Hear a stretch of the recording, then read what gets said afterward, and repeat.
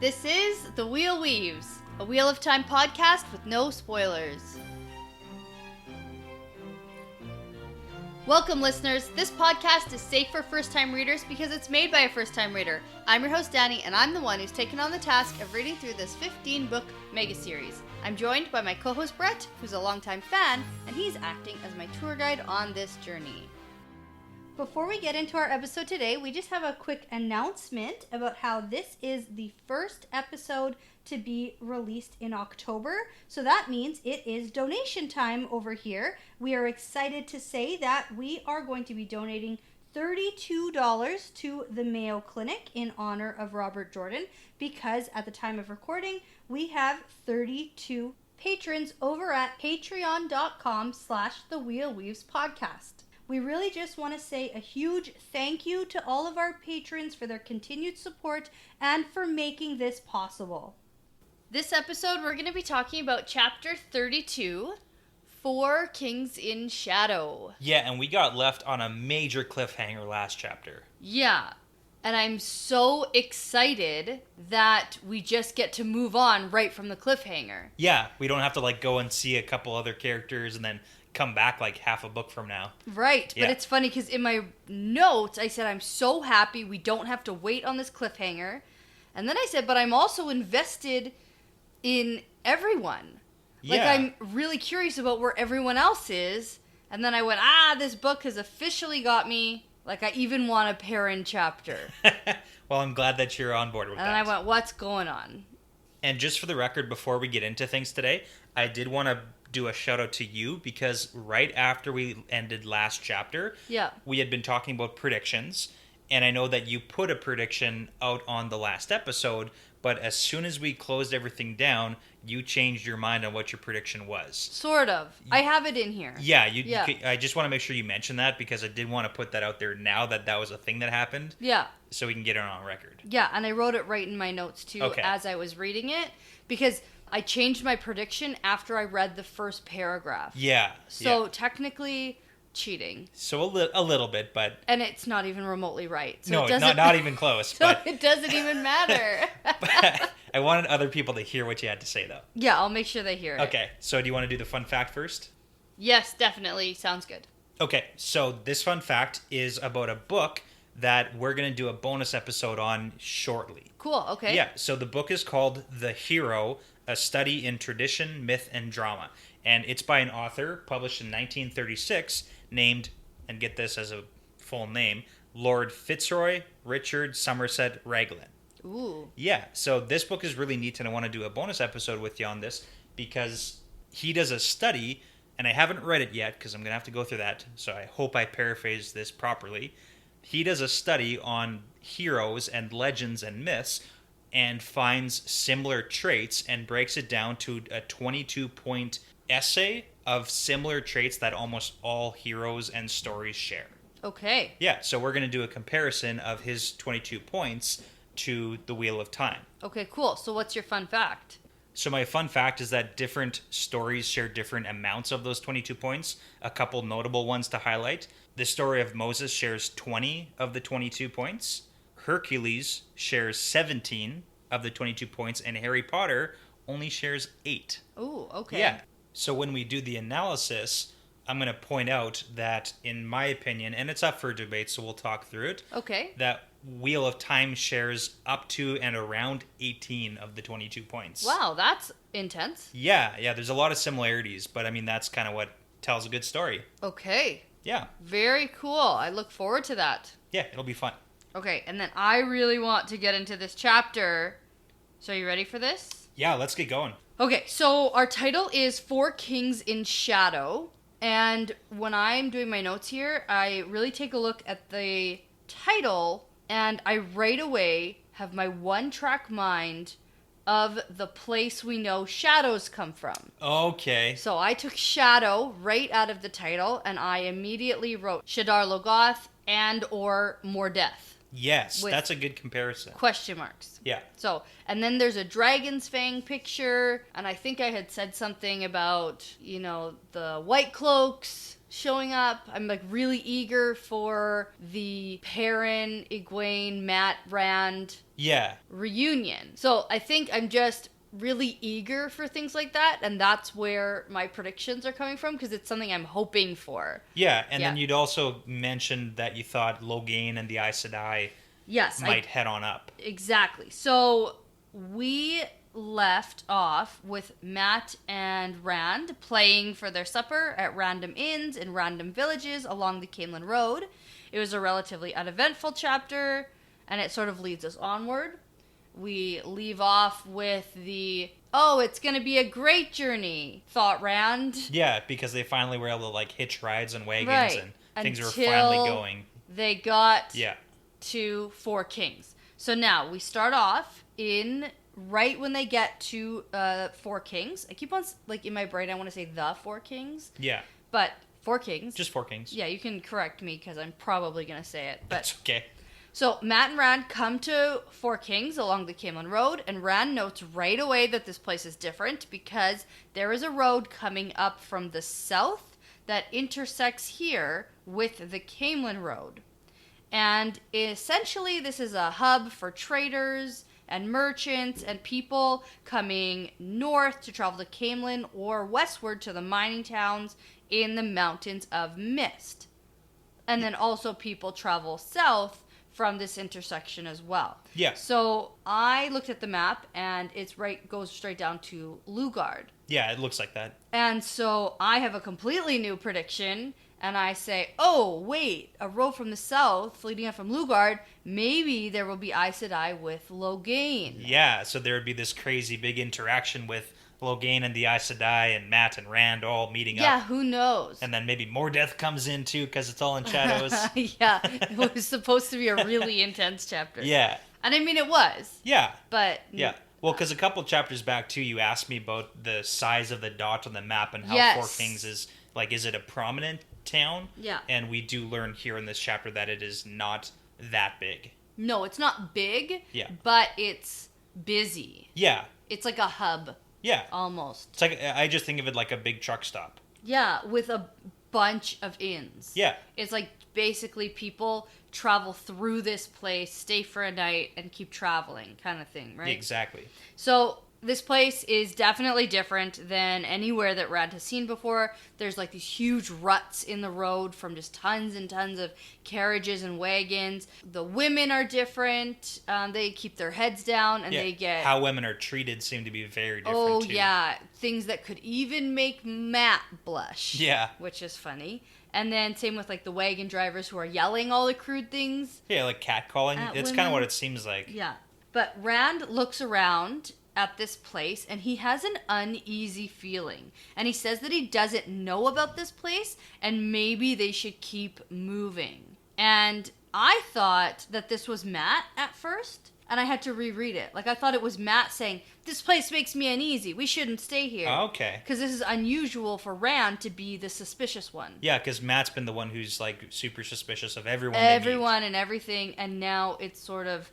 Rand has an uneasy feeling about this place. Yeah, and it's kind of a neat note. Like, they do give us a big cliffhanger saying everything was okay until they got to Four Kings, but we also know that at the beginning of last chapter, in chapter 31, the chapter started ahead of the time that currently we're in right now. So Four Kings happens before the beginning of chapter 31. What? Yeah. Okay. Yeah. So the beginning of chapter 31, when everything's like all over the place time-wise, yeah, that's actually after Four Kings. Weird. Because if you remember, they went back in time as like a shift back in memory. I guess so. Yeah. Okay, I'll just like believe you. There's Again, these couple chapters are confusing just because of timeline, but that's how it goes. Okay, that sounds okay then, I guess. Okay, but here it's actually going to be really dark soon, and it looks like there is rain rolling in, dark clouds coming in, and Matt argues with Rand and wants to sleep in a bed like he's gotten used to. He doesn't want to keep on going. He wants to find an inn here. He doesn't want to travel at night in the rain. Yeah. So Matt and Rand head off to find an inn to play in like they're used to doing, but every inn in this place seems to have musicians already. So the fourth inn that they try is called the Dancing Cartman. So, always a fun name. I guess so. And it's silent, like basically just dead. And so they find the innkeeper, and for the first time, they find a skinny innkeeper. And if we want to talk about red flags here, there are multiple red flags that we've seen just in the first couple pages here. Yeah. Like even Rand just feeling like something's off. It kind of reminds me of when Elias is saying, Feelings, gut feeling, I've learned to trust it. It's kept me alive a few times. Right, and then that goes back to the whole neuroscience piece of human brains, where your gut feeling is actually your brain trying to tell you something. Yeah. It just doesn't have language. And here Rand is just ignoring all of that. And I guess maybe it's because they have gotten a little bit spoiled in their traveling, where they've been consistently getting fed and having beds to sleep in. So, just that hope of having it again is making them take unnecessary risks. Yeah, so this skinny innkeeper is really gruff, and he's rude, and he slaps around his waitresses, and I know sort of this whole town seems a little bit gruff and rude. It's a pretty transient town, nobody stays there long, so yeah. So Rand launches into his pre-rehearsed speech about how him and Matt are excellent entertainers and will draw in a huge crowd and spend tons of money and pay for their service 20 times over. And so we learn here that the innkeeper's name is Samuel Hake. Yeah, that's exactly how it's pronounced in the books. And right away we find out he's terrible, but he says, fine. If you couldn't get that from him being skinny, he's terrible. I actually had to look up a word, too, in this chapter. You did? So I learned something. What is it? And it's right when Samuel Hake first starts yelling at the boys when they come in. He says, well, speak up, buy a drink or get out. Do I look like a raree show? And I didn't know what a raree show is. No, me neither. Yeah, it's like a old-timey peep show. Oh. Yeah, sort of. Yeah. Like loosely translated like peep show. Okay. Yeah. Cool, that's funny. But basically he says, fine, they can play and they can sleep on some pallets in the empty storage room in the back. And so again, we get Rand sort of reiterating that he's getting an uneasy vibe from this inn and this village. So they make a deal. And the whole time, Hake is eyeing Rand's sword and making Rand feel really uneasy about his decision to wear it. But better be safe than sorry. And Rand puts his hand on the sword hilt to show that he's not playing around, when Hake nods to the two sort of big bodyguards by the door. Yeah, the tough guys. Yeah, who will throw them out if they can't attract the crowd they've promised. Yeah, and right from the get-go, totally get the vibe that Hake wants to steal this sword. Yes. He doesn't even really want to let them come in until he notices that Rand has a sword, and then he, changes his opinion. Right.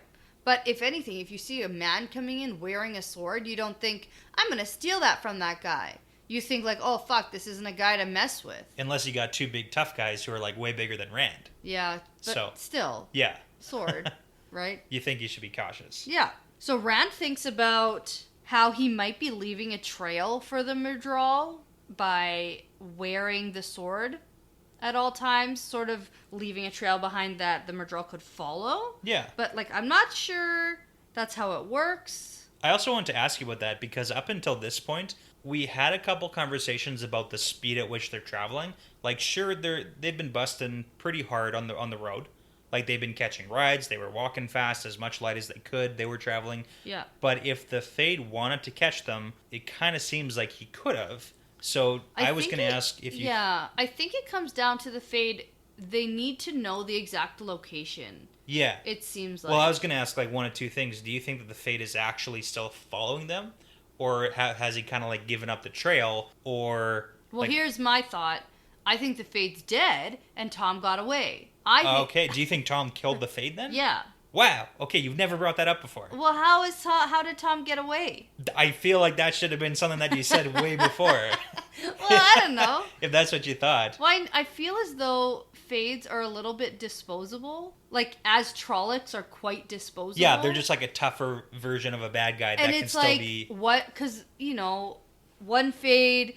Lan killed, one Fade the Mashadar killed. Yeah. And they're just sort of there's still more Fades chasing them. Yeah, so they are even though one Fade dies, doesn't mean there aren't Fades chasing them. Yeah, but yet that seems like a big thing if Tom killed the Fade. So. I guess so. That's what I assumed. So is that on permanent? Yeah, for sure. All right, on record. I like that. You've never brought that up to me before. I know. I don't know. I guess it was just part of it. Yeah. In my brain. That's cool. So then that kind of leads to the question. So is there just another set of Fades? Like, yeah. I feel like the boys think that the Fade is like galloping on his horse behind them. Yeah. And it doesn't seem like that's how he's going to chase them. No. Yeah. I would go with no. Yeah. But that's how they're like traveling. So yeah, but I mean, I guess if a Fade is going into villages and asking for boys of this description, yeah, then like maybe that's what Fades are doing, are galloping around and talking to people in villages. Yeah, possibly. Because that's what they did in Whitebridge. Yeah. Well, he like showed up out of nowhere. Well, he showed up, but he showed up out of nowhere. For a while, He'd been there already. Yeah. And I mean, like, just because he's good at appearing doesn't mean he's not hanging around. Yeah.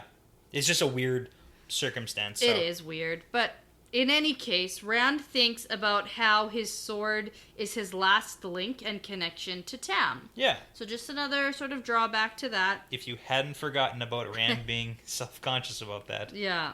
But Matt and Rand take their place and begin performing and immediately draw a crowd. And the storm has started outside with thunder rumbling and lightning flashing. And plus people are now coming in dripping wet from the rain coming down outside.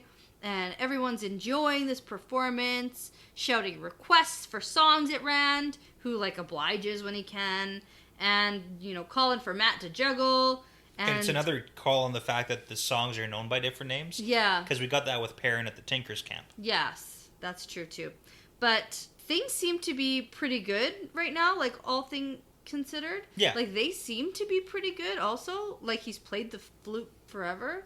Like, I don't know. I played the flute. That was my instrument of choice through like junior high and high school band. Okay. And like it's not an easy instrument. It's not like you don't just pick it up and know how to play a bunch of different songs. That's true, but also consider a couple of points. One, that they got one-on-one tutoring from Master Gleeman. Yeah. Right? So he was could be a good teacher, but also the effort might be more on Rand's side than yours in band. Perhaps. Let's be real there. Yeah, I ended up dropping it. Yeah, because for them it's a difference between like eating and not. Yeah, maybe.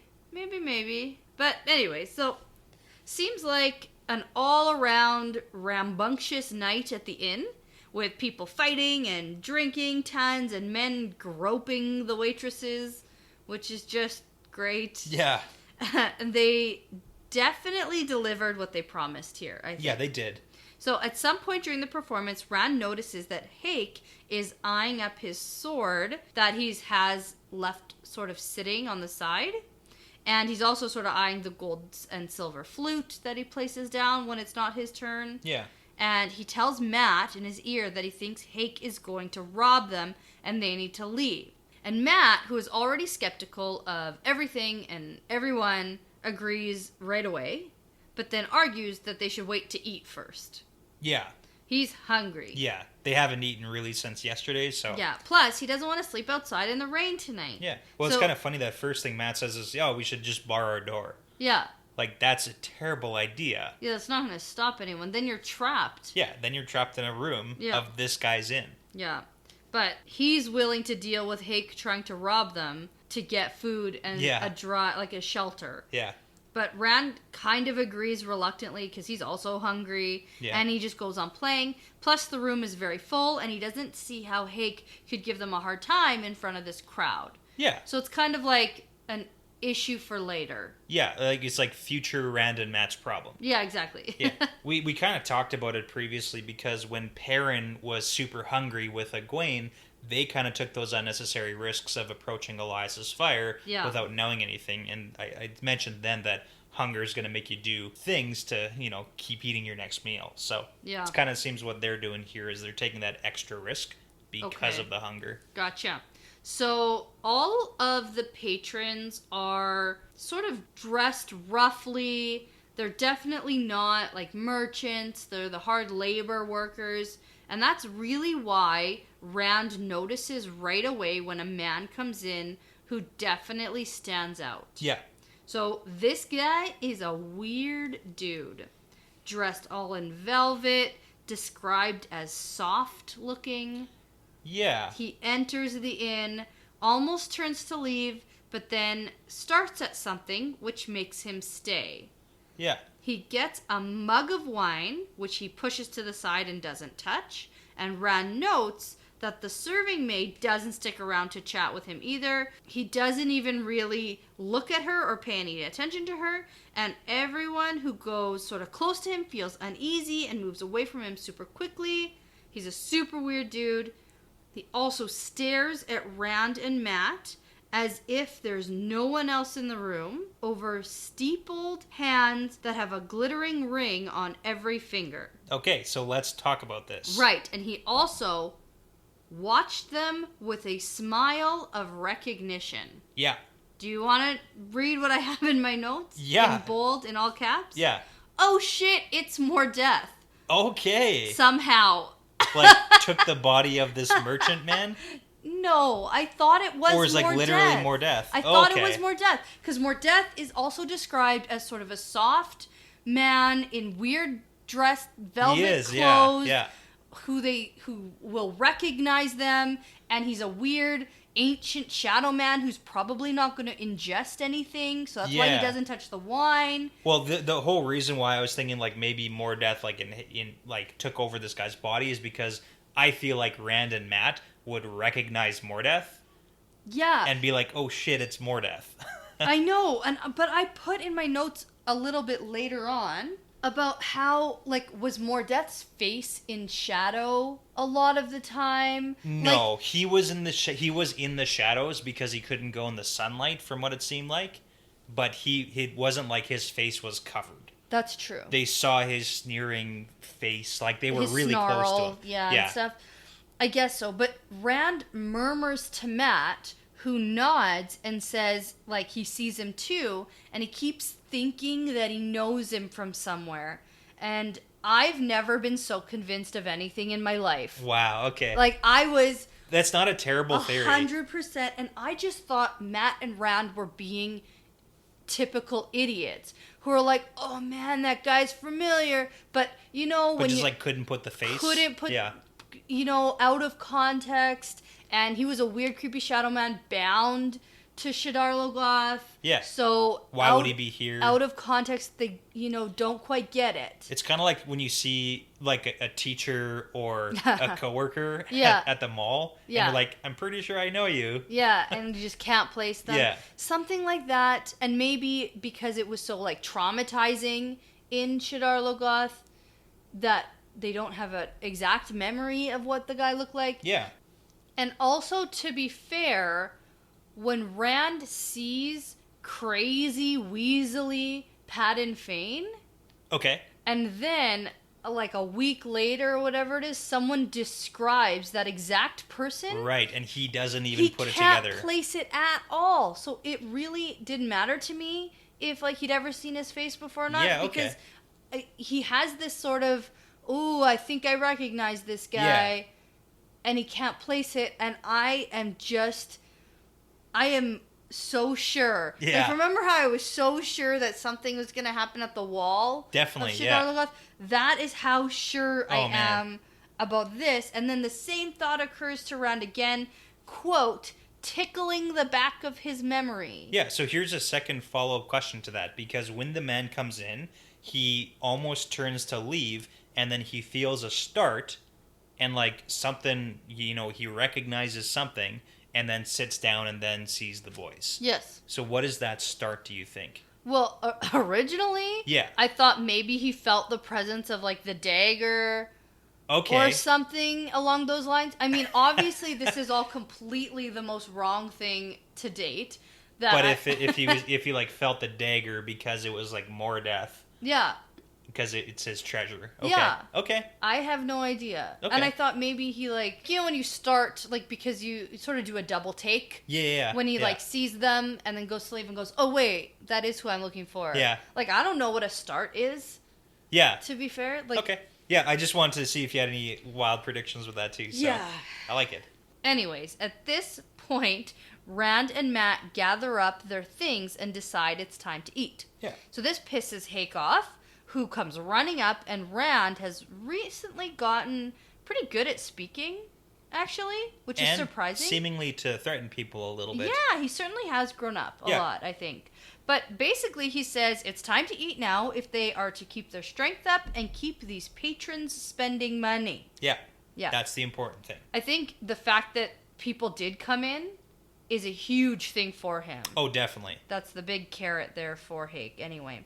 So, plus they don't want their things stolen, and he casually puts his hand on his sword hilt. Yeah, as the threat. Right. So Hake agrees reluctantly, and then goes to reassure the crowd of anxious men that the entertainers will be back soon, and Rand notes that the man in velvet is one of the anxious ones. Yeah, because he's been staring at them, and now they're leaving. Right. And he didn't get a chance to do anything. Yeah, do his thing. Right. So, Matt and Rand head into the kitchen to eat, and Rand wants to make a run for it out the back door now. Which would be smart. Yes, but Matt wants to eat.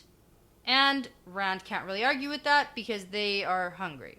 So, as they're eating, Rand eavesdrops on the serving maids talking in the kitchen about the strange man in the place. And Rand listens intently because turns out the guy went to every inn in town looking around and then just walking out. Yeah.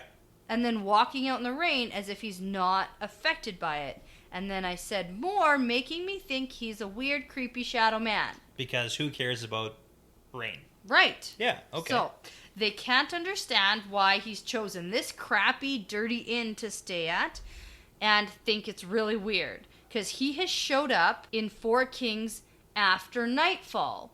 Yeah. And I write, huh? Shadow Man, perhaps? Perhaps. There's a lot of things that are kind of pointing in that direction. Yeah. And you might not be wrong. You don't know that you're wrong. Okay. I'm just saying. Yeah. Like, we get a name and we get some evidence here for... I know, but I really think I'm wrong. There's a lot of clues that are pointing in that direction. They are, but I think that those are... What is it? Red herring? Yeah, red herring. Yeah. Heron? No, red herring. We've done... I think you did that previously. Yeah, we did this before. It's definitely the red herring, I think. Okay. Anyway. It might not be, but I still think there's something with this shadow. I still think there's something with more death. I'm just jumping the gun a little bit on the chapter called Shadow. Yeah, and that's okay. But anyways. But we do know, or we can assume, that he hasn't stopped at any of the other inns because none of the other inns had the boys. Right. So the women continue about how he showed up with all sorts of servants and a carriage just for his baggage. So he's clearly a rich man. And Rand drops his fork with a sudden realization, and he says he'll be right back. And this might be the first point that I start to doubt myself and get a little bit confused. Okay. About the servants and the carriages and yeah. that Mordeth didn't seem like the kind of guy to travel in style like this. No, I didn't really get that. Okay. So I start to be confused. And then Rand heads out to the back to check out this guy's carriage. And he finds... That's smart thinking for Rand. Yeah, definitely. He has learned. Yeah. This seems like a land kind of move. Yeah, actually, it does. And considering they've been away from land for so long... Yeah. I don't know. Yeah. Good on Rand here. I'm actually impressed with his skills this time around. Yeah. Until he, goes back in and then they get and then they don't keep leave. playing and they don't leave. So, so he finds two black lacquered carriages with a nameplate on the door, and it reads, Howl Goad. Yep. And I think, oh, I'm totally wrong again. And then I think, am I supposed to recognize this name? I have a question for you. Did we see this name anywhere? Because, I don't remember it. So, we did not, because I was going to... Yeah, we did not get a name. No. Okay, so we haven't seen this name before. No. It makes sense that I don't recognize it. Correct. Okay. So, Rand remembers the last place he saw the black lacquered carriages like this with men dressed like this, and it is in Whitebridge. Yeah. And I think, weird. I don't remember this at all. Okay. And I think I saw you flipping back in your book when you were reading the chapter, and I assumed you were going back to the Whitebridge chapter. I did. You did, okay. Yeah, so I actually went back to the Whitebridge chapter after I finished this one. Okay. To just go back to see if I missed anything. Because right at this point in the chapter. I wasn't sure if we were going to get more information. Yeah, or like not. more of a callback. Yeah, and we didn't. So that's when I was feeling a little bit confused. And I went back to check out if I missed something in the Whitebridge chapter. Yep. And it turns out I did.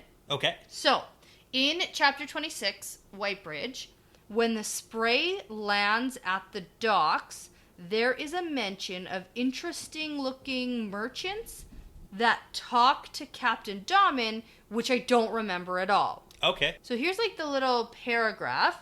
Before the boat was even pulled snug against the docks, carriages appeared at the end of the dock, tall and lacquered shiny black, each one with a name painted on the door in large letters, gold or scarlet. The carriage's passengers hurried up the gangplank as soon as it dropped in place. Smooth-faced men in long velvet coats and silk-lined cloaks in cloth slippers, each followed by a plainly dressed servant carrying his iron-bound money box. Yes. So that's a really important paragraph now. Oh, yeah. And this paragraph is so sneakily placed in this chapter, so snugly Like tucked in there? Tucked in there with all of these details describing Whitebridge in general, that it is also right when Dahman yells at Gelb. You know what's funny? I wrote Gleb in my notes. That's so funny. My brain did that. So Gelb, when he's yelling at Gelb to get off the boat and never come back. So it's just kind of sneaky because it doesn't even really seem to be anything even remotely important that's happening. Yeah. And turns out everything in the Wheel of Time is important. Everything's important. It's almost like I started the series by saying that. Right, almost something like that. But it actually makes sense for us to come back to this point when we're done discussing the chapter. Yeah. So that we can touch on some interesting points. Some implications, we'll call them. Some implications, yes. So, when Rand sees this carriage and remembers these people talking with Dahman, yep, he has like an internal freak out, just remembering all this stuff about Whitebridge. And he's like getting rained on, so he goes to head back inside, but one of the big bodyguards is standing in the doorway now, looking a little threatening. Yeah, just a little bit. Standing there. It's just the two of them watching Rand do something sneaky, looking at carriages. Yeah. And I write, uh-oh, is this where Rand has to kill someone? Oh, man, okay. Well, I didn't know. Yeah. Because I don't know what the intentions of these people are. Well, they're not good. From everything that Rand's gut's telling him, nothing good is going to come out of this. Exactly. And I thought it's one-on-one. If Rand is going to get, like, robbed right now... Yeah, like maybe this was the plan, just get him alone. Is Rand going to have to kill a bitch? Yeah, maybe. Probably. Yeah. Yeah. Also because the super threatening lines that Jack says next. Also that. Well. Yeah, exactly. Out here in the dark. Yeah. So Rand is still thinking that Hake wants to rob them and tells the guy that they will just leave if there's going to be trouble. But he receives some not-so-veiled threats about how the bodyguard thinks he stole the sword from his grandmother. Yeah. And they, like, sort of make fun of him. And he says, "The night's long yet, boy." Yeah. But then he lets Rand slide in past him. So this isn't the first time that this sword on Rand's hip has seemed like it's not his. It's been mentioned before, and maybe that's why Hake is a little bit wary of Rand, right, but also still totally okay. Like you had just mentioned that, you know, you should be afraid of the guy with the sword in his hip, but Rand's pretty young, and to have a swordmaster blade, it doesn't really line up. Yeah. Like, it kind of seems like... No, but if Rand is someone who stole a sword, like, maybe he also isn't someone to be trifled with. Yeah. True, right? True. But... I think the size of these guys... Maybe, but it also comes back to Perrin also was accused of stealing his axe. Yeah. Right? Because it's too nice for him. Right. But so anyways, Rand heads back inside to the bench where Matt is still eating and tells him about what he found out about the man being from Whitebridge. So Matt is instantly suspicious because he's Matt. and he thinks that he might be a dark friend who is after them. And Rand sort of agrees, but they both are sure that there isn't an easy way out of this place. Yeah, because now they're kind of stuck. Yeah, and so Matt then says he knew they shouldn't have stopped here, which only makes Rand sort of like gape at him. Yeah. Because Rand was the one who didn't want to stop here, and you made him. Yeah. And now that you've eaten something, you're realizing that you shouldn't have stopped here. And now it's a little bit too late. Way too late. And they could have even probably snuck out like as soon as they got to the kitchen. Yeah. But Jack probably came into the kitchen and saw that Rand was gone. Yeah. So went outside, looking. went looking for him, and now he's guarding the door now. Yes, exactly. So at that point, then Hake comes in and makes them go back to entertaining again. Like, all right, you had your fill, get out now. Yeah. So they go back out and start playing, and the man named Howl Goad is still out there. And at the sight of him, he sits back and his satisfied smile returns. So now I'm completely convinced it's not Mordeth. Okay. And it's just some weird guy from Whitebridge. Okay. But I'm still a little bit unsure at this point anyway, because I don't really know. I don't have anything here. He's clearly traveled far, and he's traveled quickly to catch up with these boys from Whitebridge. Right. And he's obviously looking for them too. Yeah. So at this point, they are trapped. Like, for sure. They can't leave because the crowd is too big, and then the two big guys are sort of standing at each door, and Rand is feeling super trapped. So plus, the weird guy is watching them all intently, and then also suspicious Matt is back to glaring at everybody, which actually makes Goad's smile deepen, which is kind of funny. And then Rand thinks he is possibly a dark friend and isn't sure how they're going to get away from him. Yeah, so I want to break this down because Sure. the wording in this paragraph is really important to what you might think. So it says, Goad's smile deepened, if anything, and he nodded to Matt as if to an old acquaintance, then looked to Rand and raised a questioning eyebrow. So if he's first zoning in on Matt as recognizing, then looking at Rand to like get some sort of confirmation, did you have any theories or thoughts about what is going on between the three of these guys? No, the only thing is I would have to say is back to my Mordeth thing. Because Matt has the connection with Mordeth. Through the dagger. Yeah. And then like, what about you, Rand? Okay. Are you part of that? I don't know, but why he'd be smiling so deeply? Maybe because he knows he's going to get his crap back. Maybe he needed to find them for something. Okay. Like, I don't know. I really just don't think anymore it's Mordeth. I'm just over being so wrong all the time. So, I don't know that. And then I also say here, I think he's not a dark friend. And I think only because Rand thinks he is. Yeah, and Rand it's just is that often immediate, wrong. Immediate suspicion.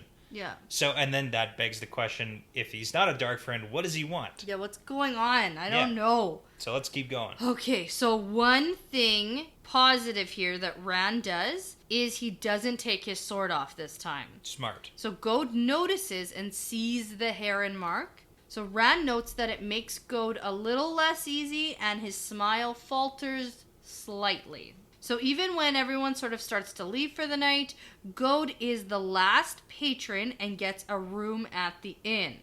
And so before he goes up to a room for the night, he gives Matt and Rand a knowing smile, and Hake locks the front door from the inside. Yeah, so the biggest indicators we get from this Howl Goad character is that he seems to act familiar to Matt and Rand. Yeah, more so Matt. Yeah, more so Matt, but it's just an odd difference where it's not as threatening. It's more like he's a friend, but like in a creepy way. Yeah. Yeah. I know. I don't know. Okay. So Hake and his two big guards show the boys to the room in the back where the pallets are for their bed. And Rand is feeling so uneasy about everything, and he wishes he could just run for it, but can't, and assumes that the back door is locked already as well. And so it's clear to Rand that Hake really wants to rob them, but the sword is making Hake nervous. Yeah, and this kind of feels like a big callback to when they were in Shadar Logoth, where it was Matt and Rand and Perrin being led down the dark hallway into the dungeon, and it's getting like worse and worse and worse And the it's further getting they darker go. and darker. Yeah. And now it's like they're going down this dark hallway with these guys who clearly want to rob them. Yeah. And it's like getting worse and worse and worse, but there's not really anything they can do yet. No, at this point there's not, because Yeah. there's not an escape. Yeah, and it's just going along with it and hoping that some good comes of it. Yeah. So they get to the dirty, dark storeroom, and the two big guys are grinning, but then Hake gives them a nod to leave. Yeah.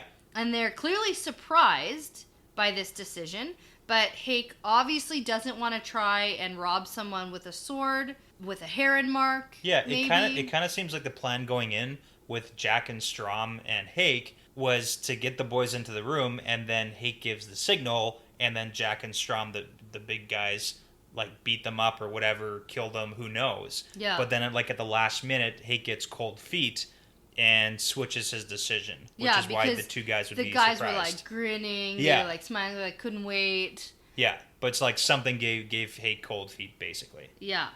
So they leave, and Rand waits until they are for sure gone. And Matt says that he was sure they were going to attack us, and he has his dagger out in his hand, and his bow lay forgotten on the floor. Yeah, and So- again, another call to that. Yeah. So Rand says that they should block the door, and the two have sort of a back and forth about escaping out the window.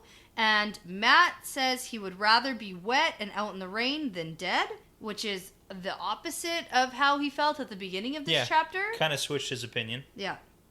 So they search the room, and Rand finds something to hold the door shut, like two splitting wedges, and he shoves them under the door. Yeah, just like door jams. Yeah, and I think this is good, quick thinking, because there's clearly nothing big enough to like hold the door shut. Yeah. And they can't really make any noise. Yeah.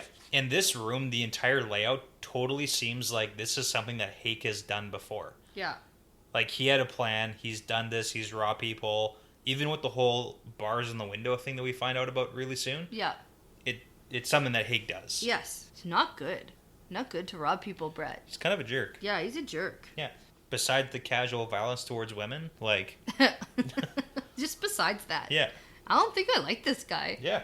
Something about him. He's skinny. Oh, is that what it is? We don't like skinny innkeepers. Oh, skinny innkeeper. He's the first skinny innkeeper we've met. But maybe that means he's bad at business. Exactly. Well, the bad at business part too, because no one wanted to play at his inn. Yeah. Or So- he did have a musician, but he's a drunk who hasn't showed up for days. Yeah. Okay, so they go to escape out of a small window, and then this is where they discover that there are iron bars blocking the window from fully opening. And they find a crowbar and try, but the bars like do not move, and they basically get nowhere. So as they are trying, the door creaks from someone trying to open it, but the wedges hold it shut. And Matt immediately pulls out his dagger, and the door creaks again, and Rand yells, "Go away, Hake, we're trying to sleep." As if that would actually work. Right, but Yeah. another voice answers, and this is obviously our creepy Howl Goad. Yeah. And he says, "I fear you mistake me. Master Hake and his minions will not bother us. They are sleeping soundly, and in the morning they will only wonder where you vanished to. Now let me in, my young friends. We must talk." Again, and the plot thickens, right? So it seems like Go didn't kill Hake. Like, it does seem like he may have slipped him something Yeah, to make him like they sleep. are sleeping so soundly. Yeah. Don't you worry about them. Yeah. It doesn't seem like Hake's the kind of guy who would let Howl Go just come and rob them himself. Yeah. But again, the whole intention with this Howl Goad character, it doesn't seem like he is intending on doing violence towards them. No, he calls them friends. Yeah. Says we need to talk. Yeah, even Right. his demeanor in the inn where he's like looking at them knowingly Smiling. and familiarly. Yeah. Yeah. So Matt right away says, "We have nothing to talk to you about. Go away." And Goad chuckles nastily at them and says, "Of course they have things to talk about." And then he goes, "I saw it in your eyes. I know what you are, and I can feel it coming from you in waves." And then he says, "You already belong halfway to my master. Stop running and accept it, and things will be so much easier." Yeah, so let's talk about that specifically where he says, I can feel it coming from you in waves. Yeah. Go.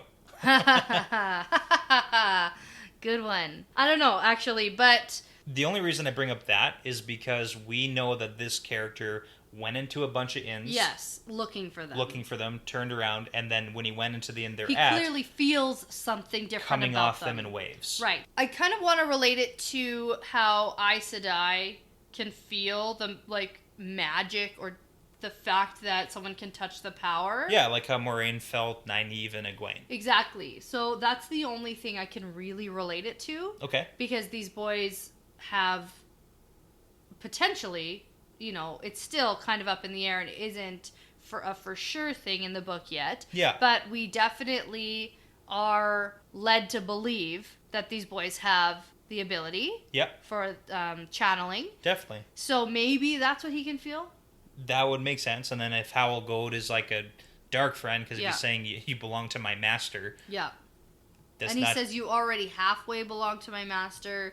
And then he goes on to say about how if the Tar Valon hags find them, they will wish they could cut their own throats out before they are done.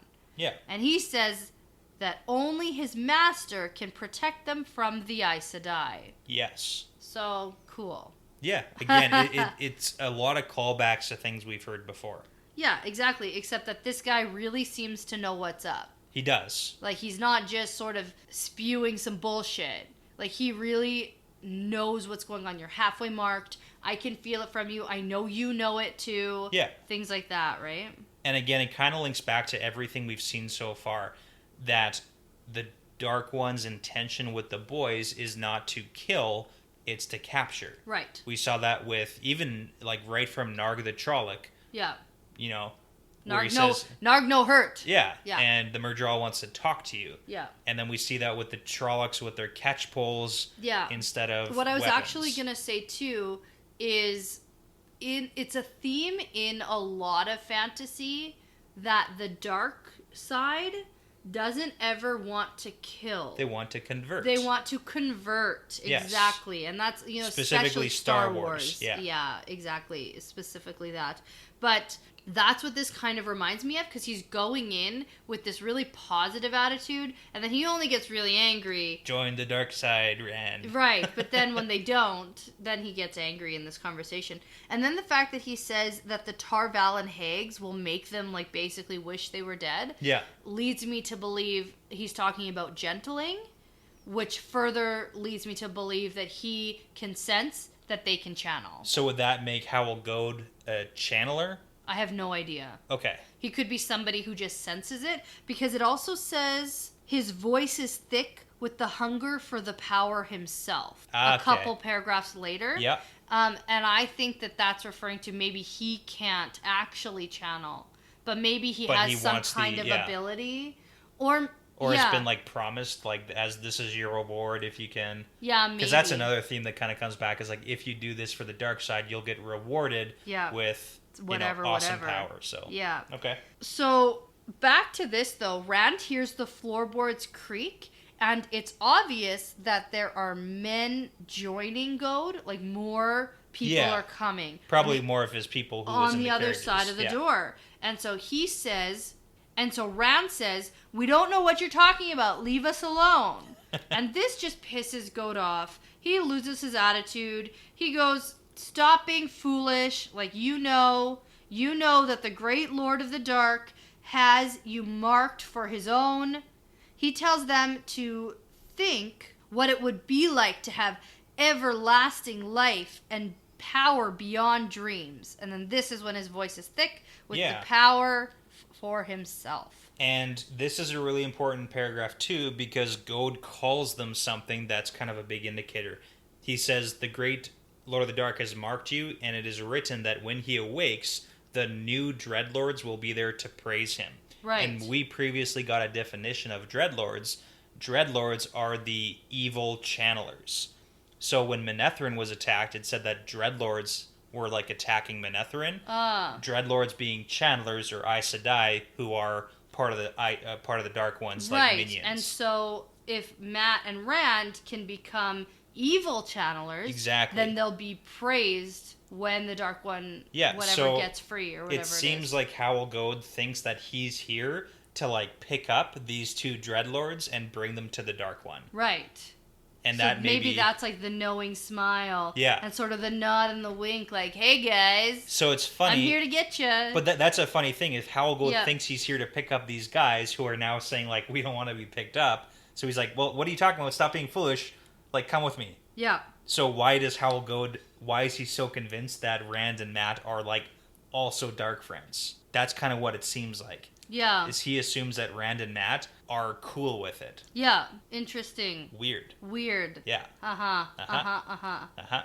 Okay. So lightning then flashes in the sky, and Rand can see that there are men standing outside in the rain too. So Goad is just losing his attitude and says they will have to submit to his master or he will make them submit. And at this point, bodies are hurling themselves at the door, moving it open inch by inch, as Goad is yelling at them to submit or spend eternity wishing they had.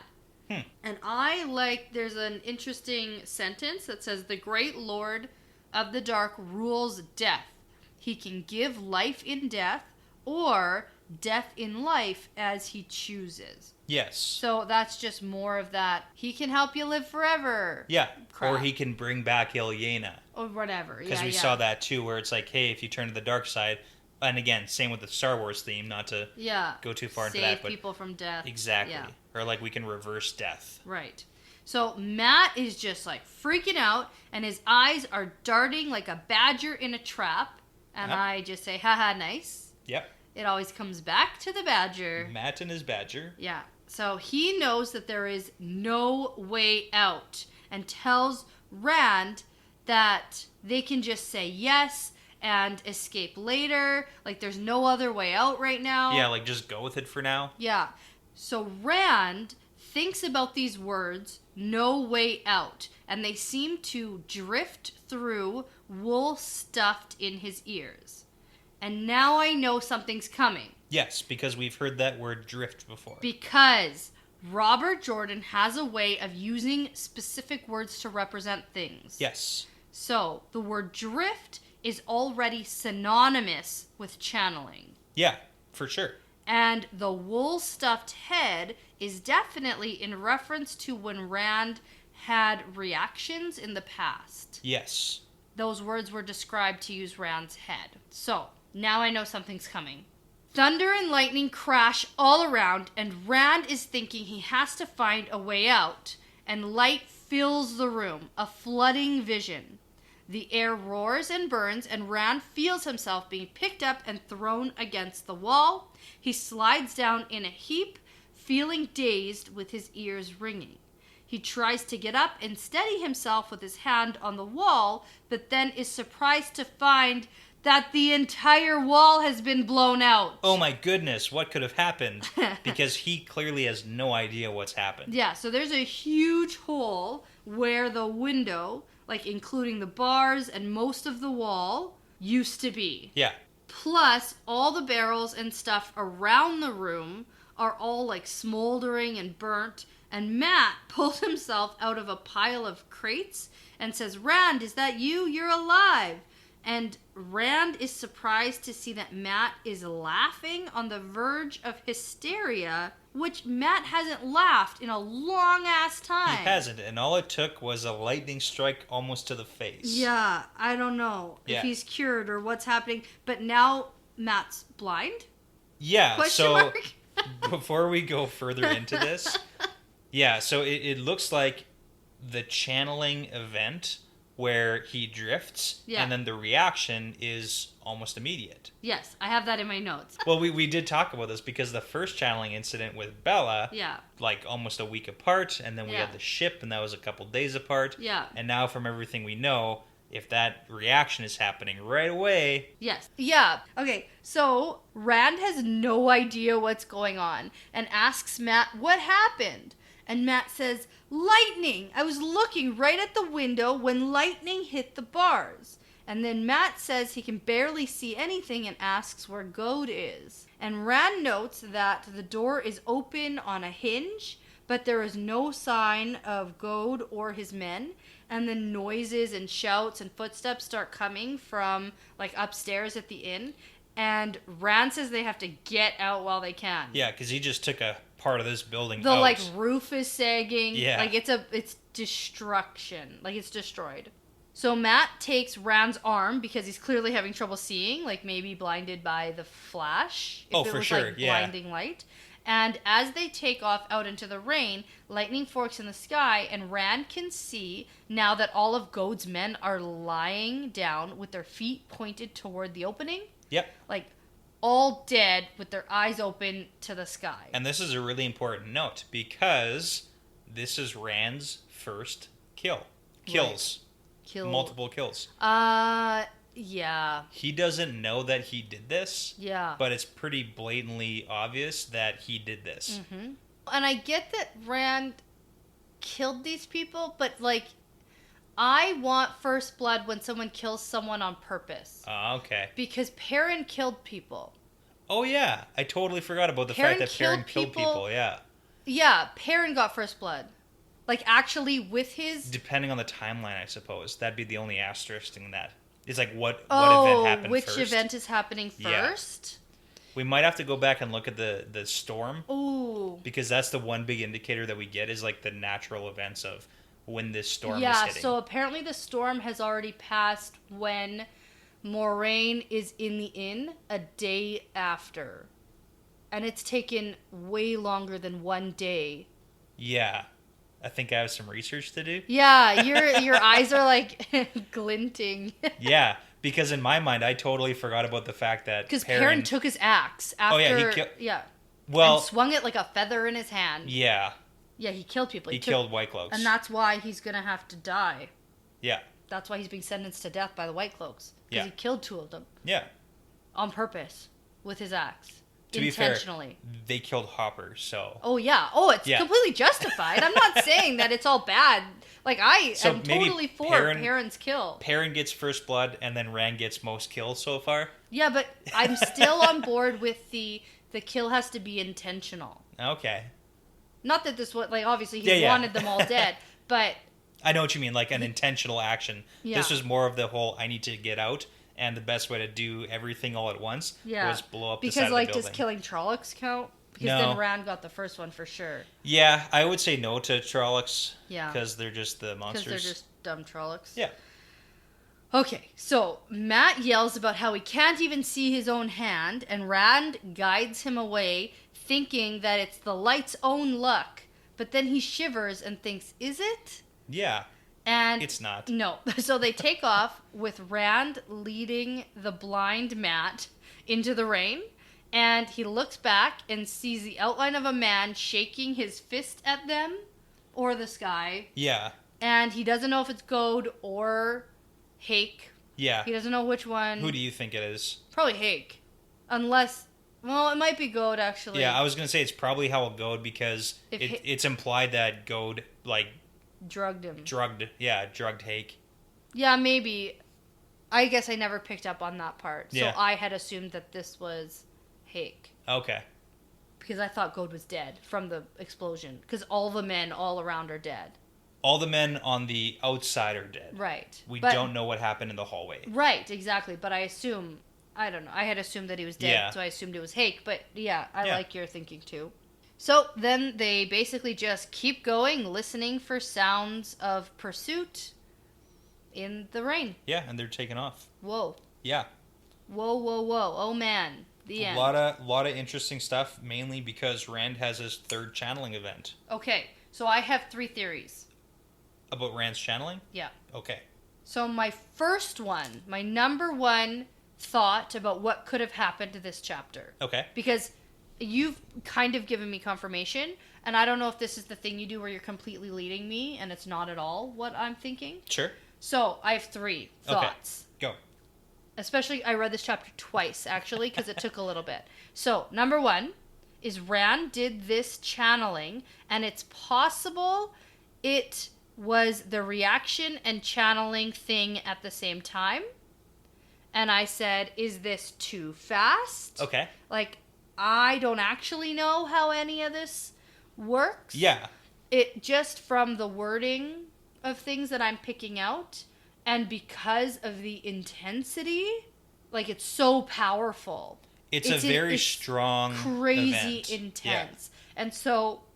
Because, like, the events power up. Because, like, making Bella run faster doesn't seem that powerful. And then swinging the boom and now blowing up the side of a building with lightning. Yeah. So, I don't know if it's more powerful if it's a channeling and a reaction at the same time. So, my second theory is that Rand and Matt did the channeling at the same time together. So, like, combined effort? Combined, but completely by accident. Like, they were both feeling completely trapped, and they both had a channeling event at the same time, which is why it was so powerful, which is why both of them are kind of really confused, which is why Matt said he saw light. He was looking at the window, and then the lightning hit the bars, so maybe it was his instinct that made the lightning hit the window, and then Rand feels as though he was picked up and thrown at the wall. So was that all part of Matt's channeling? Okay, because it is kind of a fragmented event, too. It is, and then so my third one is that Matt did the channeling before Rand could, and this was all Matt. Okay. That's my third theory. All right. Do any of those three hold more weight with you? I think the channeling and the reaction from Rand makes the most sense to me, just on the order of events that have occurred. And then that's really what you touched on the most. That's kind of what's guiding me. For sure. And we really haven't gotten any sort of sign that Matt has had any channeling events. The only weird thing was the Shatter Logoth thing and with that Matt. could have been just a weird thing, and maybe he was, like, possessed by Mordeth before. Like, maybe, who knows, right? So, like, because he was talking about treasure so much even before Mordeth showed up. He was. So I've been thinking about that, and I know Matt goes into the alley and then comes back into the room. Okay. And says... So maybe something happened when we didn't see it. In the alley, in the shadow of the alley. So that's just a whole nother thing that we can touch on a different time, because I'm going off on tangents. And so, but we really haven't gotten a confirmation of Matt doing any sort of channeling. Yeah. So that's why my other two theories are like less so. Okay. And then the big elephant in the room is Captain Dom and a dark friend. Okay, all right, because we talked about the whole White Bridge thing. So evidence we've seen so far is that Howell Goad, and again, it's not explicitly stated that it was Howell Goad who met Daman at the docks on White Bridge, but it's heavily implied from Rand's flashback saying, why do I recognize this guy? Yes, exactly. Like heavily implied. But he recognizes the clothes, and he recognizes the carriages and the type of soft-looking person, but he doesn't know the face.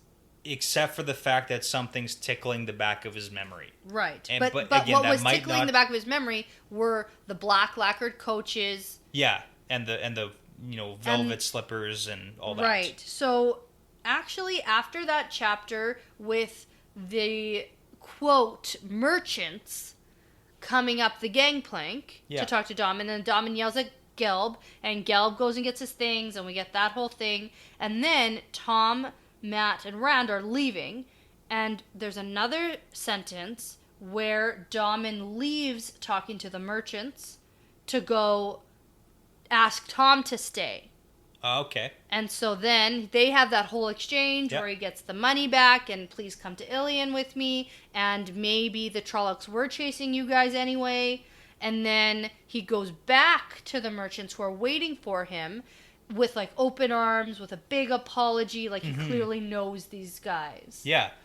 So could Daman have been the one to rat them out in Whitebridge where the Fade showed up?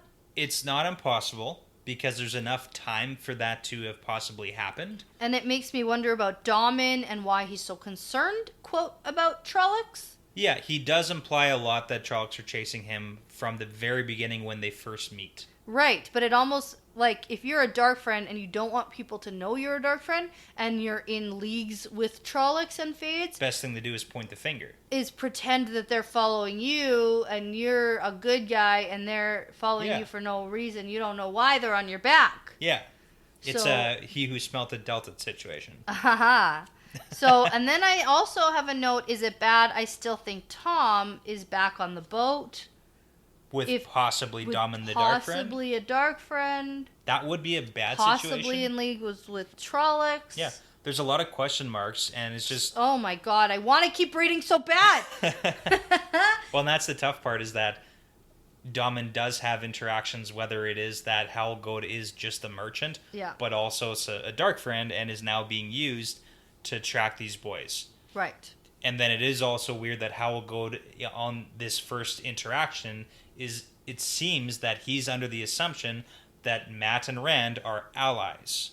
Yeah. It's implied that Matt and Rand are bad guys. And then he gets, like, really pissed off when they're going against him. He's like, what the fuck is going on here? Yeah, I'm here to pick you up. Why are you fighting me on this? Hey, friends. And he could feel something coming off them in waves. Right. And that's the biggest, like, red flag there. Yeah, that's really big. And So we'll have to watch for that. yes. Yes, we will. And my last question is, what does it all mean? What does it all mean? Yeah, it definitely Oh my means goodness. it There's means just- something. It's even more intertwined. It's even more convoluted. It's even more confusing than I could have even possibly imagined. Yeah. And all those little paragraphs you didn't think mattered? Yeah, well, and I'm a speed reader. Yeah, you skim. So I skim and I look over things that I potentially know where to read, and I could potentially even skip half a page if I think that it's not useful information to comprehending the story, Yeah. right? And That's making my brain blow up a little bit, but that's okay. why does that make your brain blow up? I'm the kind of person who reads every single sentence. Well, I'm And if having to read every sentence now. But I do that regularly, which is why I read pretty slow. Oh, yeah. That's not typically how I read books. Yeah, so, and if I didn't understand it, like, I don't skip. I go back and reread. Yeah. Yeah. And, typically I do a lot of rereading on a single page because I did skip some things and didn't notice that my brain skipped some things, and then all of a sudden something isn't making sense. So then I have to go back. But the next chapter is called, I just looked, The Dark Waits. The Dark Waits. Kind of sounds like Shadows Waiting to me. A little bit. But I'm on a one-track mind here. We're getting a theme. Where the hell is Mordeth, and why isn't he coming for his dagger? I want Matt to be cured. Well, I want him to be better already. You're assuming that Matt's going to get better. I know. Yeah. He has to, though. He can't just be shitty the entire book.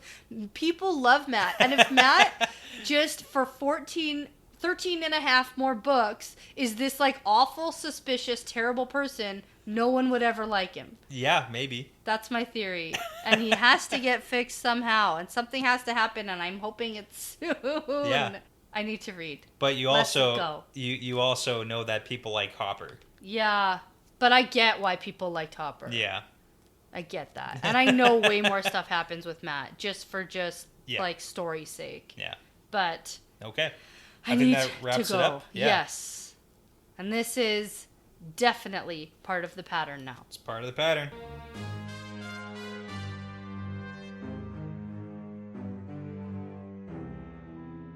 Thanks for listening to this episode of The Wheel Weaves. If you're interested in bonus content, cool stickers, shoutouts, access to exclusive insider looks, and to support us making great content, you can head over to patreon.com/The Wheel Weaves podcast. You can find us on social media where we love interacting with our listeners. We're on Twitter at The Wheel Weaves Podcast and on Instagram at The Wheel Weaves Podcast.